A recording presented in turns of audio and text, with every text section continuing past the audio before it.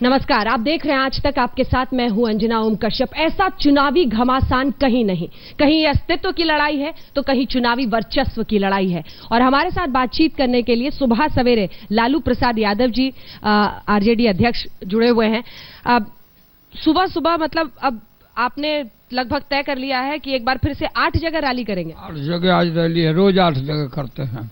सुबह में ही पूरा अच्छा से खाना हो जाता है, मतलब भोजन, चावल दाल बिहारी खाना जो है, लौकी के या भिंडी विंडी सब खा के तब जाकर नरेंद्र मोदी के विदाई का सब श्री गणेश करते हैं रोज। चलिए अब चुनावी बातों पर आते हैं। लालू प्रसाद यादव जी, प्रधानमंत्री मोदी का कहना है कि बिग बॉस का घर है ये महागठबंधन। बिग बॉस सब आपस में ही लड़ते झगड़ते रहेंगे, सिर्फ कहने को। मोदी ने सोचा भी नहीं होगा कि इतना बड़ा चैलेंज मिलेगा बिहार में। वो समझ गए थे कि हरियाणा है और बम्बई है, और इनको मालूम नहीं कि बिहार कितना मोस्ट पोलिटिकलाइज स्टेट है और उड़ती चिड़िया को हल्दी लगाता है बिहार। तो किया था तो कुछ नहीं नरेंद्र मोदी ने, और आए थे बिहार को हथियाने के लिए। और नीतीश कुमार हमारा जो एकजुटता हुआ और कांग्रेस पार्टी के, तो पूरा मोदी के विदाई का रास्ता पक्का हो गया एकदम यहाँ से। और इसके बाद इस्तीफा करना पड़ेगा नरेंद्र मोदी को। ये देश का लड़ाई है। इस्तीफा करके भागेगा, हारेगा बिहार तो नरेंद्र मोदी को। और ये देश का लड़ाई है, बिहार का लड़ाई नहीं है। सारा देश अब मैदान है बिहार, देश की लड़ाई का मैदान है बिहार। और इतना खतरनाक चाल इन्होंने, जो गोलवरकर का जो किताब है इनके गुरु का, उसमें साफ लिखा है कि काशी विश्वनाथ मंदिर में अगर दलित या दलित नेता अनाउंस करके आवे कि हिंदू लोगों को चहेट देना चाहिए, ऐसे लोगों को। ये लिखा है जो इनके गुरु हैं, सबके गुरु हैं। किताब रखे हैं क्या आप? अभी दिखाते हैं, अभी तो किताब ला के अगर दिखाए, उस किताब को पढ़ भी रहे हैं यार, आप दिखा रहे हैं? अब नहीं, हम दे रहे हैं ना आपको, लिख के दे देंगे। पढ़ेंगे तो फिर हाथ में से खाना छोड़ जाएगा। जब तक किताब आता है, एक बार फिर से मोहन भागवत जी ने कहा है लखनऊ में कि समीक्षा होनी चाहिए। मेरी बात को तोड़ मत, ये किताब। हाँ, इसमें ये है उनके गुरु, और इसमें आरक्षण के खिलाफ लिखा, जो इम्प्लीमेंट कर रहे हैं मोहन भागवत। ये मोहन भागवत अकेले नहीं हैं, he is a spokes person, he is a supreme command of the BJP main. तो उस एजेंडा को ये लागू करना चाहते हैं। अब मन की जो बात थी ये निकल गई, और एकदम आग जैसा फैल गया है पूरा बिहार में। और किसी भी कीमत पर, मोहन भागवत हो या कोई हो, अगर हमारे पिछड़ों के, दलितों के रिजर्वेशन को छेड़छाड़ किया तो आप समझ लेना कि हम चढ़ जाएंगे, सूली पर चढ़ जाएंगे, लेकिन हम ईंट से ईंट बजा देंगे। ये गलत बोलता। तो ये पूरा दलितों का, ये जो उनके गुरु हैं, ये इनके एजेंडा को, इनको सत्ता के घमंड में ये लागू करना चाहते हैं। वही नहीं, जो रानी का राज है वहाँ राजस्थान, वहाँ आदेश निकल गया, हरियाणा में आदेश निकल गया कि 10वां पास जो नहीं होगा पंचायत के किसी चुनाव में लड़ नहीं सकता।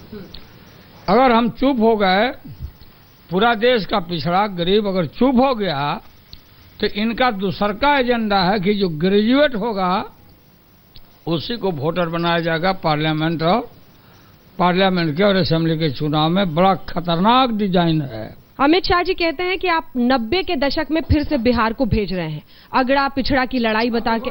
अब बात अगड़ा पिछड़ा का बात तय किया, हम तो टच नहीं कर रहे थे। जब मोहन भागवत इनके गुरु कल फिर यहाँ गोरखपुर में बोले हैं, कल रिपीट किया है, ये देखो अखबार में मंगाया है, दैनिक जागरण में सब छपा। ये अपने अखबार का हिस्सा भी मंगा लिया? मंगाया ना, भी मंगाया, हम अलर्ट हैं। तो ये तो छेड़छाड़ ये किया, जो चला रहा था उसको तो हम लोग टच नहीं कर रहे हैं। लेकिन अब टच हम ये करेंगे कि हम आबादी के हिसाब से अब लेंगे। हमारी जितनी बैकवर्ड या दलित की संख्या है उस अनुपात में हम रिजर्वेशन लेंगे। अब वो लड़ाई आज़ादी का वो हम चढ़ेंगे। 50 हेलीकॉप्टर सब लेकर आया है और ब्लैक मनी लेके आया है, करेंसी लेके आया है, जाली नोट सबको बांटने के लिए यहाँ पर बिहार में। कोई समझ तूफान है, 95 जैसा लहर है यहाँ और 100 कम से कम 180 सीट पर हम लोग जीतेंगे। क्या जाति के ही जकड़न में एक बार फिर से बिहार नहीं ऐसी बातों से उलझ रहा है? विकास, सड़क, बिजली, ये सब की बात होनी थी। सब है, वही होना है, लेकिन ये बीच में ही आ गए। ये विकास का मुद्दा लेकर चले थे नरेंद्र मोदी और दादाजी में कहाँ पहुंचा दिया। तो सोसाइटी को कम्युनलाइज कर रहा है, ये डाइवर्ट कर रहा है। ये विकास का कौन दुश्मन है बताओ ना? किसने रोका विकास मत करो? तुमको इतनी मेजॉरिटी मिल गई है, तुमने क्या किया भाई? हम गरीबों को, वंचितों को हम मेन स्ट्रीम में लाना चाहते तो हम पर आरोप लगा था। नरेंद्र मोदी तो ब्राह्मण नहीं है। ये नरेंद्र मोदी क्या है सो कोई दुनिया जानती है क्या? नरेंद्र मोदी तो बोला प्रधानमंत्री कि हम चाय बेच रहे थे तो हम हिंदी सीखा, तो अंग्रेज थे क्या आप? ये फजूला बात बोलता है, ये नहीं है वो। तो क्यों नहीं बोला?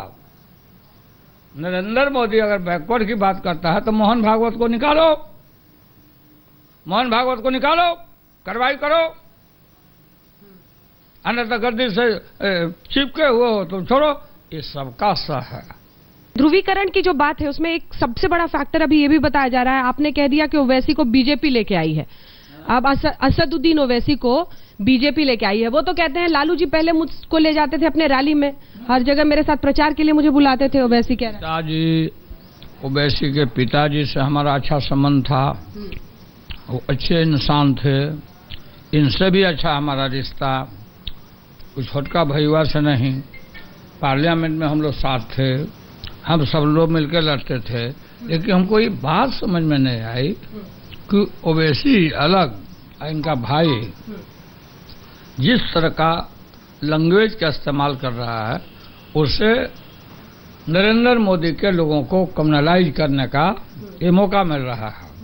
ओवैसी साथ में हम लोग को पार्लियामेंट में हम लोग साथ रहे, ये पता नहीं क्या हो गया ओवैसी को। तो आप साथ क्यों नहीं ले लेते? महागठबंधन में तो ले सकते हैं। अब क्या गठबंधन में ले सकते हैं? अब अपना काम कर रहा लोग करे अपना, उससे कोई फर्क पड़ने वाला है? 2-3 विवाद बहुत जोर शोर से अभी इर्द गिर्द हुए चुनाव के। एक तो सबसे पहले हुआ तेजस्वी और तेज प्रताप जी, आपके दोनों बेटों को लेकर हुआ, उनकी पढ़ाई को लेकर, 9वीं पास का। उसके बाद हुआ कि एज सर्टिफिकेट में प्रॉब्लम है, उस पर क्या जवाब?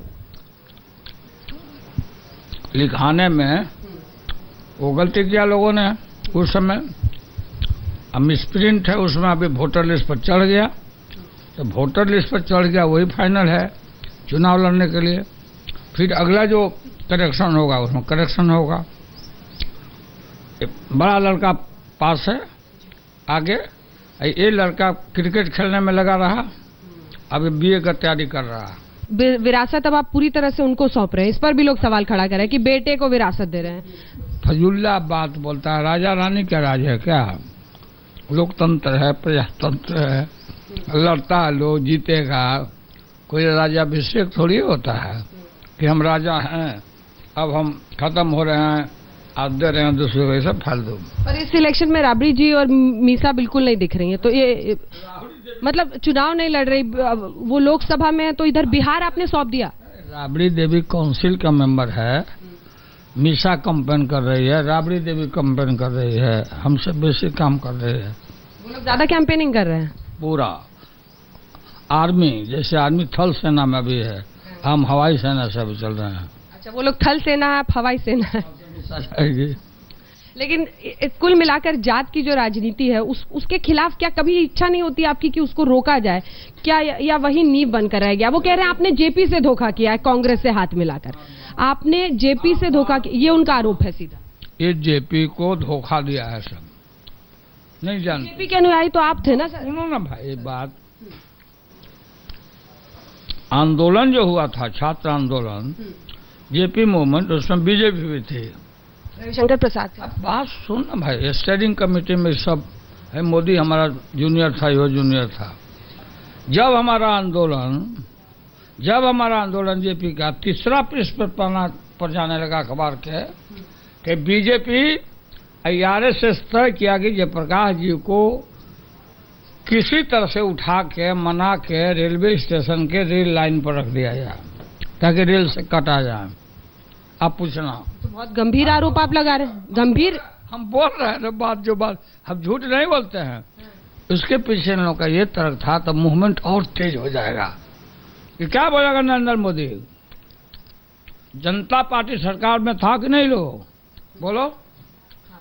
जनता पार्टी सरकार में था ना, आज जयप्रकाश जी जीवित थे जसलोक में, और इनको मार दिया सब और कंडोलेंस कर दिया। नहीं मालूम है, लोकसभा में हम लोगों ने मैंने कंडोलेंस कर दिया कि जयप्रकाश जी मर गए, वो जीवित थे।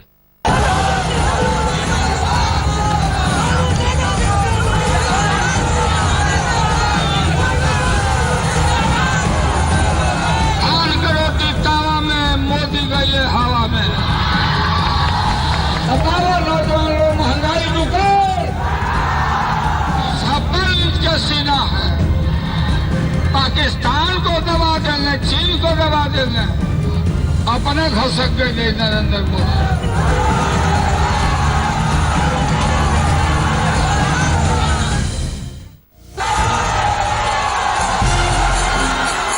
गरीबों की आवाज माने जाने वाले हिंदुस्तान के सबसे रंगीले राजनेता, कहीं हंसी मजाक का सबब, पर जिन पर जान छिड़कते हैं उनके प्रशंसक। आज वो अपने राजनीतिक जीवन का सबसे कठिन संग्राम लड़ रहे हैं। लड़ाई अपने वजूद को बचाने की, लड़ाई राजनीति से दूर रहते हुए भी राजनीति में बने रहने की। 2015 की ये लड़ाई करो या मरो की लड़ाई है। आज तक की टीम लालू की इसी लड़ाई का दम देखने उनके साथ निकली है। हर रोज लालू यादव पटना एयरपोर्ट से निकलने वाले पहले नेता होते हैं और लौटने वाले आखिरी। रोजाना करीब 8 रैलियों को संबोधित करते हैं, पर गुरुवार को एयर ट्रैफिक कंट्रोल ने इजाजत देने में देरी लगा दी। वजह यह थी कि दिन का शेड्यूल एटीसी के पास देर से पहुंचा, पर इससे लालू जी का गुस्सा कहां शांत होने वाला था। इंतजार करते हुए लालू इस बात का पूरा ख्याल रखते रहे कि उनके नौनिहाल प्रचार के लिए निकले या नहीं।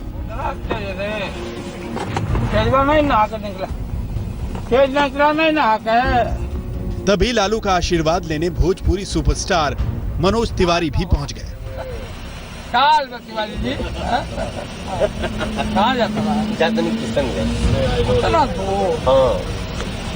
आप लोग ले लेते प्लेन, वहाँ से जाते, बहुत धूप पड़ता है। लेकिन मीसा मिला अजय देवगन। मनोज को भी प्रचार के लिए आगे निकलना था, पर इंतजार करने को मजबूर वो भी थे। आखिरकार 45 मिनट की देरी के बाद पायलट को कोलकाता एटीसी से उड़ान भरने की हरी झंडी मिली। अधिकतर नेता दिन में 3 से 4 रैलियां करते हैं, पर लालू ठीक इसका डबल। जैसे हेलीकॉप्टर लैंड होने लगा, लालू के समर्थकों में दीवानगी की लहर दौड़ गई। लालू गदगद हो उठे।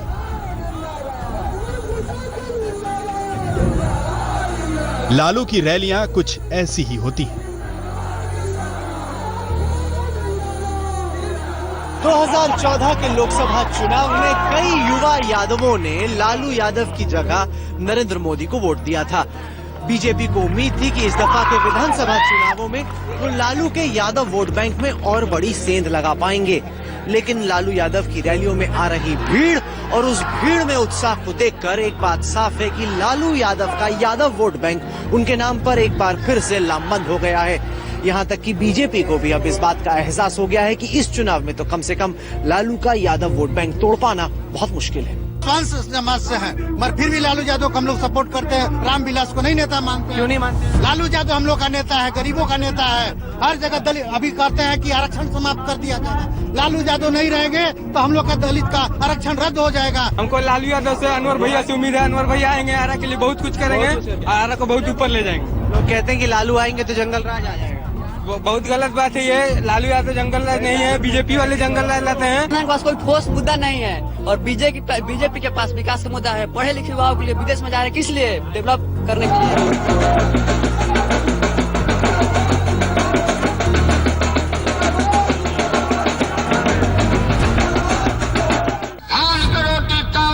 मोदी गए हवा में, पता नहीं क्या है। लालू पूरे रंग में नजर आए और उनके निशाने पर एक ही शख्स, नरेंद्र मोदी। बताओ नौजवान लोग, महंगाई दुकान बोले थे नरेंद्र मोदी कि 5 करोड़ नौजवानों को हर साल नौकरी देंगे। नौकरी मिलो। अच्छे दिन कहां हैं? क्या कीमतें कम हुई?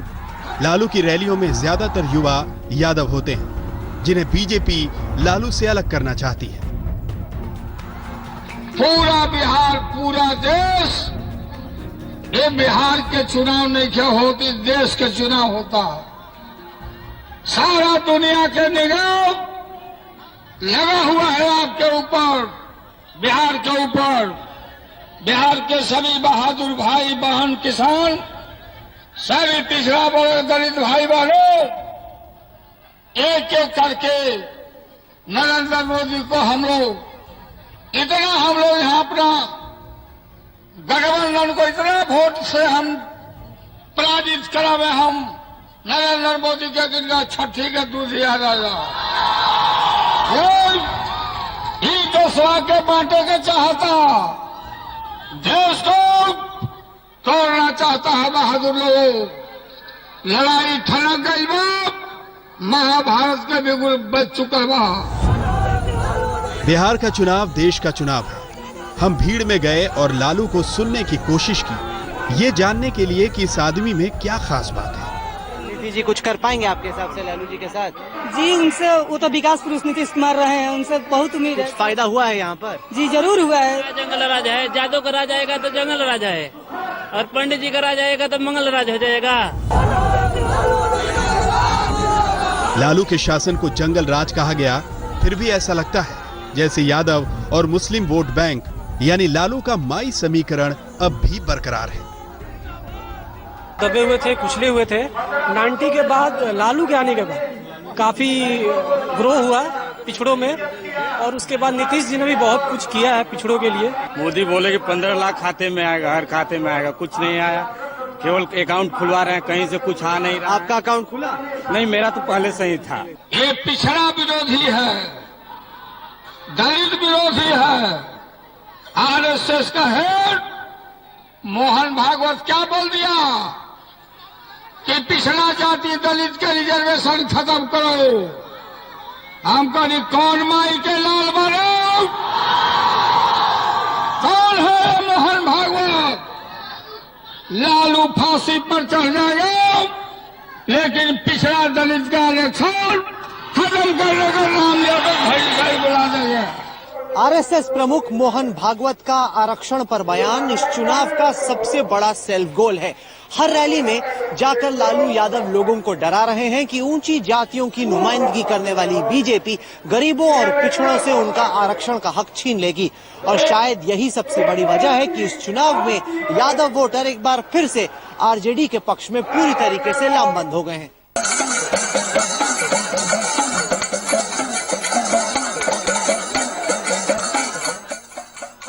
बिहार चुनाव प्रचार के दौरान लालू यादव पर बीजेपी ने लचर कानून व्यवस्था का हवाला दिया था।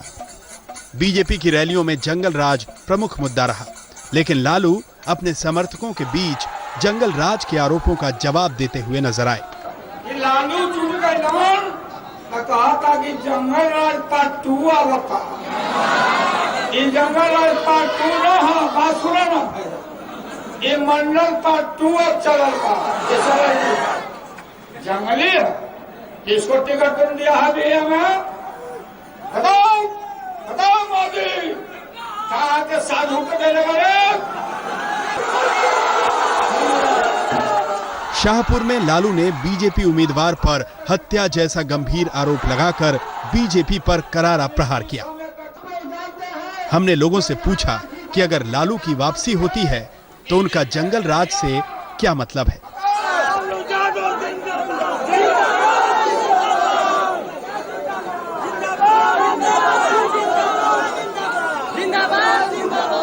अपने 30 साल के सियासी सफर में लालू सत्ता के अर्श से लेकर फर्श तक का सफर तय कर चुके हैं, लेकिन इस बार लालू पूरी तरह से आश्वस्त हैं कि वोटर और भाग्य दोनों उनके साथ हैं।